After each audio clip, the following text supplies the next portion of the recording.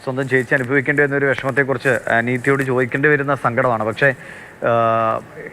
ഈ മരണത്തിനൊക്കെ മുമ്പ് എന്തായിരുന്നു അതുല്യ പറഞ്ഞത്? അതുല്യയുടെ സംസാരത്തിൽ എപ്പോഴെങ്കിലും ഇങ്ങനെ ഒരു തീരുമാനം ചേച്ചി എടുക്കുമെന്നൊരു ഭയം അഖിലേക്ക് തോന്നിയിട്ടുണ്ടോ?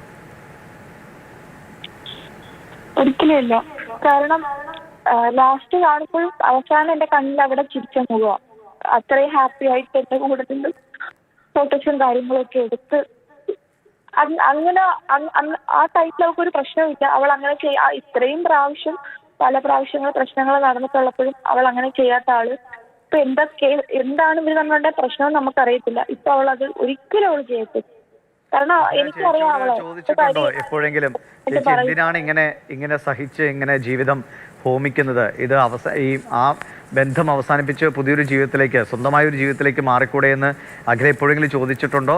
അതുല്യ പക്ഷെ വീണ്ടും സതീഷിന്റെ ഈ അഭിനയങ്ങൾക്ക് വഴങ്ങി പോവുകയാണ്. ഞങ്ങൾ തമ്മിൽ എന്തെങ്കിലും ഒരു പിണക്കം വരുന്നുണ്ടെങ്കിൽ ഈ ഒരു കാര്യം പറയില്ല. കാരണം ഇവള് പിന്നെയും ഇഷ്യൂ നടക്കുമ്പോൾ ഞങ്ങൾ വിളിച്ചിട്ട് വരും, ഇവിടെ നിൽക്കും, പിന്നെയും പുള്ളി വിളിക്കുമ്പോൾ പോകും. അപ്പൊ നമുക്ക് തന്നെ മാനസികമായിട്ട് ഇത്രയും ഇവളെ ഉപദ്രവിച്ചിട്ട് ഇവള് പോകുമ്പോൾ നമുക്ക് തന്നെ അത് അക്സെപ്റ്റ് ചെയ്യാൻ പറ്റത്തില്ല. അപ്പൊ നമ്മൾ തന്നെ ചോദിച്ചു, എന്തിനാണ് ഇത്ര അടികൊള്ളാൻ നീ പോകുന്നത്? എനിക്കറിയത്തില്ല. അഖില മകൾക്ക് വേണ്ടിയാണോ, മകൾക്ക് വേണ്ടി എന്നാണോ അതുല്യ പറയാറ്? കുഞ്ഞിന് വേണ്ടിയിട്ടാണ്. കാരണം അവളെപ്പോഴും പറയും അവളെ പഠിപ്പിക്കണം കുഞ്ഞിന്. പിന്നെ അത് മാത്രമല്ല, പുള്ളിയെ അവൾ അത്ര സ്നേഹിച്ചിട്ടുണ്ട്. അതാണ് ഇത്രയും വർഷം അവൾ അത്രയ്ക്ക് സഹിച്ച് കിടന്നത്. എനിക്ക് ഇപ്പൊ ചില അതുല്യ അനുഭവിച്ചതിന്റെ 1% മാത്രമേ ഞങ്ങൾക്കറിയുള്ളൂ. അഖിലേക്ക് സ്വാഭാവികമായും കൂടുതലല്ല. ഇപ്പൊ ഈ കാണുന്ന സുഹൃത്തുക്കൾക്ക് അയച്ച മെസ്സേജുകളൊക്കെ കാണും, അല്ലെങ്കിൽ ഈ വീഡിയോ ഒക്കെ കാണുമ്പോൾ നമുക്ക് പേടിയാവണം. അപ്പൊ അതിന് 1% മാത്രമേ നമ്മൾ അറിയുന്നുള്ളൂ. അപ്പൊ അതുല്യ അനുഭവിച്ചൊരു പീഡനം അത് എത്രത്തോളം എന്ന് ആലോചിക്കുമ്പോൾ ഇങ്ങനെ നെഞ്ച് ഇങ്ങനെ പെടയാണ്. കല്യാണം കഴിഞ്ഞ ടൈം തൊട്ട് ഇങ്ങനെ ഉപദ്രവവും കാര്യങ്ങളും ഒക്കെ ഉണ്ട്. ഇപ്പൊ അവള് വീഡിയോ എടുക്കാൻ കാരണം ഈയിടെ ഇവിടെ വന്നതിന് ശേഷം തൊട്ട് അവളെ ഇങ്ങനെ ഉപദ്രവം കൂടിയപ്പോൾ അവൾ ഇവൾ എൻ്റെ അടുത്ത് പറയുമായിരുന്നു, എടി എനിക്ക് എന്തെങ്കിലും പറ്റുവാണെങ്കിൽ പുള്ളി എന്നെ എന്തെങ്കിലും ചെയ്തതാണെന്ന് നീ വിചാരിച്ചോണം. ഞാൻ വീഡിയോസ് എന്നെ ഉപദ്രവിച്ചിട്ടുള്ള എല്ലാം ഞാൻ ഷൂട്ട് ചെയ്ത് വെച്ചിട്ടുണ്ട്. എനിക്ക് ഇങ്ങനെ അയച്ചു തരും, അമ്മയ്ക്ക് അയച്ചു കൊടുത്തിട്ടുണ്ട് എന്നൊക്കെ പറഞ്ഞ് ഇവള് തന്നെ എപ്പോഴും ഇങ്ങനെ പറയും. കാരണം ഇവളിപ്പം വീഡിയോ എടുക്കുമ്പോൾ തന്നെ അതിൽ കാണാൻ മനസ്സിലാവുമല്ലോ, സൈക്കോ രീതി കാണിക്കും. ഇവള് വീഡിയോ എടുക്കുന്ന കാണുമ്പോഴത്തേക്കും കത്തിയൊക്കെ വെച്ചിട്ടുള്ള ഇവള് വീഡിയോ എടുക്കുന്നത് മനസ്സിലായപ്പോഴത്തേക്കും മാങ്ങ കട്ട് ചെയ്യാനാന്നൊക്കെ പറഞ്ഞിട്ട് അത് വേറൊരു രീതിയിലോട്ട് മാറ്റും. അതേപോലെ കസേരെടുത്ത് അടിക്കാൻ പോകുന്നുണ്ട്. അതുല്യയുടെ കരച്ചില് കേട്ട് നിൽക്കാൻ. അപ്പം സ്വാഭാവികമായിട്ടും അങ്ങനെ പീഡിപ്പിക്കുമ്പോൾ എപ്പോഴും നമ്മുടെ കയ്യിലൊരു മൊബൈൽ ഫോൺ അത് ഷൂട്ട് ചെയ്യാൻ പറ്റിയെന്ന് വരില്ല. ഇത് ചെറിയൊരു അംശം മാത്രമായിരിക്കും അഖില, അല്ലേ? അത് തീർച്ചയായിട്ടും. അഖില, ഈ സതീഷ് എവിടെ ഉണ്ട് എന്നിപ്പോ നിങ്ങൾക്ക് എന്തെങ്കിലും വിവരങ്ങളുണ്ടോ? പുള്ളി റൂമിൽ തന്നെ ഉണ്ട്. സംഭവം നടന്ന റൂമിൽ തന്നെ ഉണ്ട്. നമ്മൾ പോയപ്പോ പുള്ളി അവിടെ തന്നെ ഉണ്ടായിരുന്നു.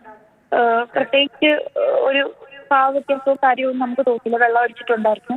സംസാരിക്കുന്ന കഴിച്ചതിന്റെ ഹാങ് ഓവറും കാര്യങ്ങളും ഒക്കെ സംസാരിക്കുന്ന മനസ്സിലാക്കും. നമ്മുടെ മാനസിക നിലയ്ക്ക് നമുക്ക് അവിടെ നിൽക്കാൻ പറ്റാത്തതുകൊണ്ട് നമ്മളിന്ന് പോരുന്നു. നിങ്ങൾ എന്തെങ്കിലും ചോദിച്ചോ? അപ്പൊ ഗോകുലെങ്കിൽ ഇടപെട്ട് എന്തെങ്കിലും ചോദിച്ചോ അയാളോട്? എന്റെ ഹസ്ബൻഡ് സംസാരിച്ചു. കാരണം എനിക്ക് പുള്ളിയോട് എന്റെ സിസ്റ്ററിനെ ഇങ്ങനെ നിലയിലാക്കിയിട്ട് സംസാരിക്കേണ്ട കാര്യമില്ലല്ലോ. കാരണം ഇപ്പൊ നമ്മൾ ഒരുപാട് പ്രാവശ്യം ഇതിലൊക്കെ ഇടപെട്ടതാണ്. എന്റെ ഹസ്ബൻഡ് ഇടപെട്ടതാണ്. അവസാനം പിന്നെ ഇവള് പോകുന്നത് കൊണ്ട് നമ്മൾ തന്നെ പറഞ്ഞ് നമ്മൾ തന്നെ നാണം കെട്ട കേസാ. ഇവള് പിന്നെയും പുള്ളി വന്ന് സംസാരിക്കും, ഇനി ഒരിക്കലും ചെയ്യത്തില്ലെന്ന് പറഞ്ഞ് കരഞ്ഞ് കാല് പിടിക്കുമ്പോൾ അവള് പോകും. കാരണം അവിടെ മനസ്സങ്ങനെ അവള് എപ്പോഴും ഇങ്ങനെ തിരിച്ചു കളിച്ച് നടക്കുന്ന ഒരു ക്യാരക്ടറാണ്. എല്ലാവരുടെ അടുത്തും പെട്ടെന്ന് സംസാരിച്ച് അങ്ങനെ ഒരു രീതിയാ. അപ്പം എന്തുവായാലും പിണക്കമായാലും എന്തായാലും കുറച്ച് നേരത്തേക്കേ ഉള്ളൂ. കുറച്ച് കഴിയുമ്പോഴത്തേക്കും അവിടെ മനസ്സ് മാറി അവള് പിന്നെയും മിണ്ടും. അല്ലെങ്കിൽ ഇവിടെ വന്നിപ്പം ഞങ്ങൾ വിളിച്ചിട്ട് വന്ന് ഇവിടെ നിൽക്കുവാണെന്ന് വെച്ചു. എന്നിട്ട് 2 ദിവസം കഴിയുമ്പോൾ അവള് തന്നെ ചോദിച്ചു, പുള്ളി മെസ്സേജ് ഒന്നും അയച്ചില്ലല്ലോ. അങ്ങനെ ഒരു ക്യാരക്ടർ അവിടെ. ഇപ്പൊ ജോലിയൊക്കെ ശരിയായിരുന്നു തോന്നുന്നു. അത് ഈ സതീഷാണോ ശരിയാക്കി കൊടുത്തത്? അല്ല, അവർക്ക് ഞാനിങ്ങനെ ഈ വീട്ടില് തന്നെ നിൽക്കുന്നോണ്ടാണല്ലോ ഇത്ര ഇഷ്യൂവും കാര്യങ്ങളും ഒക്കെ. അപ്പൊ എന്തെങ്കിലും ജോലി നോക്കാം, അല്ലെങ്കിൽ നീ നാട്ടിൽ പോകും, ഇതാണ് നമ്മൾ പറഞ്ഞുകൊണ്ടിരുന്നത്. കാരണം ഇത് ഇവിടെ കിടന്ന് അനുഭവിക്കേണ്ട കാര്യമില്ല. അവർക്ക് സ്വന്തം കാലിൽ നിൽക്കാനൊരു ജോലി ആയിക്കഴിഞ്ഞ് കഴിഞ്ഞാൽ പിന്നെ പുള്ളിയുടെ ഇത് സഹിച്ചോളം നിൽക്കേണ്ട കാര്യമില്ല. അപ്പം ഞാൻ ഈ ഗ്രൂപ്പും കാര്യങ്ങളും ഒക്കെ കൊടുത്തിട്ടുണ്ടായിരുന്നു ജോബിന്റെ. അപ്പൊ അതിനകത്തുനിന്ന് വന്ന ഒരു ജോബാണ്. പുള്ളിയായിട്ടാണ് ഇന്റർവ്യൂവിന് പോവുകയും കാര്യങ്ങളൊക്കെ ചെയ്തതെന്നാണ് അവള് പറഞ്ഞത്. ജോലിക്ക് പോകുന്നതിന് പ്രശ്നം ഉണ്ടതായിട്ടൊന്നും പറഞ്ഞിട്ടില്ലെന്നാണ് അവൾ എൻ്റെ അടുത്ത് പറഞ്ഞത് ലാസ്റ്റ്. ഇപ്പൊ ഈ നാട്ടിലേക്ക് പോയപ്പോൾ ഒരു ഫ്രണ്ട്സിന് അയച്ച ഒരു മെസ്സേജിൽ ഞാൻ കണ്ടു, ഇങ്ങനെ പാസ്പോർട്ടൊക്കെ ലാസ്റ്റ് നിമിഷം വരെ പുതുക്കിയില്ല, കാരണം അങ്ങനെയാണെങ്കിൽ നേരത്തെ പോകേണ്ടി വന്നേനെ ഭർത്താവിൻ്റെ അടുത്തേക്ക്. അപ്പം അത്രയും പേടിയായിരുന്നു എന്ന് തോന്നുന്നു സതീഷിൻ്റെ കൂടെ പോകാൻ വേണ്ടി. അപ്പം ഈ എന്തെങ്കിലും നാട്ടിലേക്ക് തിരികെ വന്നാൽ അച്ഛൻ്റെ അമ്മേൻ്റെ അടുത്തേക്ക് ഇയാൾ ഉപേക്ഷിച്ച് തിരിച്ചു വന്നാൽ ഉപദ്രവിക്കും അല്ലെങ്കിൽ കൊന്നു കളയുമെന്നൊരു പേടി ഉണ്ടായിരുന്നു അതിലേക്ക്. അങ്ങനെ എന്തെങ്കിലും പറഞ്ഞിരുന്നോ? ഇങ്ങനെ ഇഷ്യൂ ഉണ്ടാകുമ്പോൾ നാട്ടിൽ കയറി പോകുന്ന ഞാൻ ഇങ്ങനെ പറയുമ്പോൾ എൻ്റെ അടുത്ത് പറഞ്ഞത്, ഞാൻ നാട്ടിൽ പോയ എൻ്റെ പുറകെ ജോലി നിർത്തി കയറി വരും, നാട്ടിൽ ഞാൻ പോകാൻ സമ്മതിക്കത്തില്ല. അപ്പൊ ഇങ്ങനെ ഇഷ്യൂ നടന്നപ്പോൾ ഞാൻ പറഞ്ഞു, എനിക്ക് നീ അങ്ങനെ പോകാൻ വേണ്ടി നീ ഒരു കാര്യം ചെയ്യും, നാട്ടിൽ കുഞ്ഞിൻ്റെ അടുത്ത് അല്ലാതെ പോയി നിൽക്കുവാണെന്ന് പറഞ്ഞ് സ്നേഹമായിട്ട് നിൽക്കുമ്പോൾ തന്നെ നീ അങ്ങ് പോകും, എന്നിട്ട് നാട്ടിൽ പോയി നിൽക്ക് എന്ന് പറഞ്ഞു, ഇവിടെ നിൽക്കേണ്ട കാര്യമില്ലല്ലോ. അപ്പൊ അവള് ഓൾറെഡി എന്നെ അങ്ങനെ വിടത്തില്ല. പുള്ളി പറയുന്നത് ഇനി അവള് നാട്ടിൽ പോവുകയാണെങ്കിൽ പുള്ളി ജോലി നിർത്തി പുള്ളിയും വരുവാണ് എന്നാ പറയുന്നതെന്ന് അവള് പറയുന്നത്. അല്ല, മകളെ നാട്ടിലല്ലേ, അപ്പൊ മകളെ കാണാൻ അമ്മയ്ക്ക് ആ ഒരു ഇതിന് പോലും സമ്മതിച്ചിരുന്നില്ലേ സതീഷ്? മകളെ കാണാൻ പോലും അതിലേക്ക് പോവാൻ വിടാറില്ലേ? പുള്ളിക്കും മകളോട് അങ്ങനെയുള്ള ആത്മാർത്ഥതയും കാര്യങ്ങളും ഒന്നുമില്ല. അവിടെ ഇങ്ങനെ പുള്ളിയുടെ എല്ലാ കാര്യങ്ങളും ഈസിയാക്കി കൊടുത്ത് എല്ലാ ജോലിയും ചെയ്ത് കൊടുത്ത് ഇങ്ങനെ നിൽക്കണം. അല്ലാതെ പോലും അങ്ങനെ ഒരു ആത്മാർത്ഥ കുഞ്ഞു പോലും പറഞ്ഞിട്ടുണ്ട്, അച്ഛൻ എൻ്റെ അടുത്ത് അങ്ങനെയുള്ള സ്നേഹമൊന്നും ഇല്ല കുഞ്ഞ. അവൾ ഇവിടെ വന്ന് നിന്നിട്ട് ആകെ 10 ദിവസം തികച്ച ഇവരുടെ ഫ്ലാറ്റിൽ നിന്നിട്ടില്ല, എന്റെ കൂടെ ആയിരുന്നു തിരിച്ചു പോകണമെന്ന് പറഞ്ഞു. കുഞ്ഞ് സ്വയം പറഞ്ഞതാണെന്ന് തോന്നുന്നു അല്ലെ, ഇവരുടെ കൂടെ നിൽക്കാൻ അച്ഛന്റെ കൂടെ നിൽക്കണ്ടെന്ന് പറഞ്ഞിട്ട്. കുഞ്ഞിന് പേടിയാ. കുഞ്ഞ് ഇതെല്ലാം കാണുമ്പോൾ അവിടെ കുഞ്ഞ് മനസ്സിലായി താങ്ങത്തില്ല. അവള് പറയുന്ന അച്ഛൻ എപ്പോഴും ഇങ്ങനെ കുടിച്ചിട്ട് അവിടെ കിടന്ന പ്രശ്നം, എനിക്ക് ആ റൂമിൽ ഇരുന്ന് അതൊന്നും കാണാൻ പറ്റത്തില്ല. കുഞ്ഞ് കരഞ്ഞിട്ടുണ്ട് പലപ്പോഴും ഇതൊക്കെ പറഞ്ഞിട്ട് നമ്മുടെ അടുത്ത്. അഖില, ഇപ്പൊ അമ്മ നമ്മളോട് സംസാരിച്ചപ്പോൾ പറഞ്ഞിരുന്നു, ഈ കല്യാണം നടക്കുന്നത് തന്നെ ഒരു തരം ഒരു ടോക്സിക് നിലയിൽ പെരുമാറിക്കൊണ്ടാണ്, ഇല്ലെങ്കിൽ ആത്മഹത്യ ചെയ്യും അങ്ങനെയൊക്കെ നിലയിൽ. അപ്പം അന്ന് അഖില കുറച്ചുകൂടി ചെറുപ്പമായിരുന്നിരിക്കും, കാര്യങ്ങൾ അത്രത്തോളം ഗൗരവത്തിൽ കണ്ട്. അല്ലെങ്കിലും അന്ന് ആ ഒരു തുടക്കകാലത്ത് അനുഭവിച്ചിരുന്ന എന്തായിരുന്നു അതുല്യം നിങ്ങളുടെ കുടുംബവും ഒക്കെ അഖില? കല്യാണം കഴിഞ്ഞപ്പോൾ ഒന്നാമത് നമ്മുടെ വീട്ടിലെ ആദ്യത്തെ ആളാണ്. അപ്പം ഇങ്ങനെ നമ്മുടെ വീട്ടിൽ ഇങ്ങനെയൊക്കെയുള്ള ഇഷ്യൂസ് ചേച്ചി വിളിച്ച് പറയുമ്പോൾ നമ്മുടെ അമ്മയ്ക്ക് എല്ലാവർക്കും മാനസികമായിട്ട് ഭയങ്കര, നമ്മുടെ വീട്ടിലെന്ന് പറഞ്ഞാൽ മറ്റുള്ളവരുടെ കണക്ക് അഡ്ജസ്റ്റ് ചെയ്ത് നിൽക്കുന്നൊന്നും എൻ്റെ അമ്മ ഇതുവരെ പറഞ്ഞിട്ടില്ല. അത്രയ്ക്ക് സപ്പോർട്ട് ചെയ്ത് നിൽക്കും. കാരണം അമ്മ ഈ ആദ്യത്തെ കടക്കുമ്പോഴൊക്കെ അമ്മ പറയും, നിങ്ങൾക്ക് പറ്റുന്നില്ല, നിൽക്കേണ്ട കാര്യമില്ല, അന്ന് ഒരു കുഞ്ഞേ ഉള്ളൂ, കുഞ്ഞ് ചെറുപ്പമാണ്, നീ വീട്ടിലോട്ട് വാ. അങ്ങനെ ഇവള് സത്യത്തില് എത്ര പ്രാവശ്യം പിണങ്ങി വന്നിട്ടുണ്ടെന്ന് എന്നെ വിളിക്കാൻ പറ്റില്ല. ഇത്രയും നാളിൻ്റെ ഇടയ്ക്ക് നമ്മുടെ അയൽപ്പക്കമുള്ളവർക്കറിയാം ഇവള് വീട്ടിൽ വരും, ഇത് പോത്തില്ലെന്നും പറഞ്ഞ് വരും.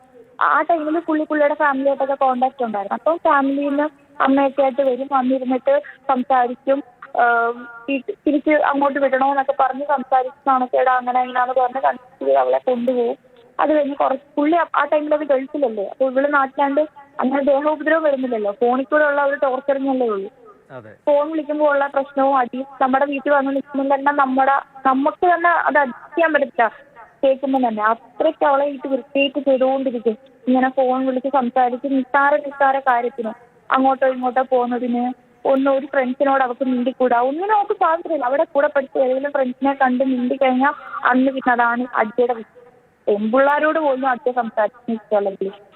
അല്ല, ഈ പറയുന്ന സതീഷിന് അവിടെ എന്ത് ജോലി? ഇപ്പൊ എല്ലാ ദിവസവും മദ്യലഹരിയിലാണ് ഉപദ്രവിക്കുന്നത്. അപ്പൊ ഇങ്ങനെയുള്ള സതീഷിന് അവിടെ സുഹൃത്തുക്കൾ ആരും ഉണ്ടായിരുന്നില്ല? ഈ ജോലി സ്ഥലത്ത് പ്രശ്നങ്ങൾ ഉണ്ടായിരുന്നില്ലേ? അതറിയോ അഖിലയ്ക്ക്? അല്ല, ഞാൻ ചോദിക്കുന്നത് ഈ ക്യാരക്ടർ ഇങ്ങനെയാണെന്ന് അറിഞ്ഞിട്ട് എങ്ങനെയാണ് അവിടെ ഒരു ജോലിയിൽ കണ്ടിന്യൂ ചെയ്യാൻ കഴിഞ്ഞതെന്നാണ്. അവള് എൻ്റെ അടുത്ത് പറയുന്ന വഴി ഇങ്ങനെ മദ്യപിച്ചിട്ട് ഓവറായിട്ട് മദ്യപിച്ചിട്ട് പല ദിവസവും ജോലിക്ക് പോകത്തില്ല, ഡ്യൂട്ടിക്ക് പോകാതെ കിടക്കും. അവസാനം വാണിംഗ് കിട്ടി, ഇനി ഡ്യൂട്ടിക്ക് ലീവ് എടുത്ത് കഴിഞ്ഞാൽ ജോലിയിൽ പിരിച്ചു വിടുമെന്നൊക്കെ ലാസ്റ്റ് വാണിംഗ് കിട്ടിയെന്നൊക്കെ അവളിങ്ങനെ പറയുന്നുണ്ടായിരുന്നു. റൂമിൽ കിടന്ന് പ്രശ്നം ഉണ്ടാക്കി ഇവരിപ്പോഴത്തേലും നമ്മൾ പ്രശ്നമായി കഴിഞ്ഞാൽ പിറ്റേ ദിവസം ചിലപ്പം പോകാതെ റൂമിൽ കിടന്ന് ഒന്നുകൂടി ഇവളെ ഇട്ട് വേദനിപ്പിച്ച് ഇറിറ്റേറ്റ് ചെയ്യുന്ന രീതിയിൽ വെള്ളം ഒഴിച്ച് എന്നുവെച്ചാൽ സാധാ മദ്യപാനമല്ല, രാവിലെ തൊട്ടേ തുടങ്ങും. ശരി അഖില, എന്തായാലും സങ്കടകരമായ അവസ്ഥയാണ്. ഈ പ്രതിസന്ധിയെ കടന്നു പോകാൻ കഴിയട്ടെ, നീതി കിട്ടട്ടെ എന്നതാണ് എല്ലാവരും ആഗ്രഹിക്കുന്നത്.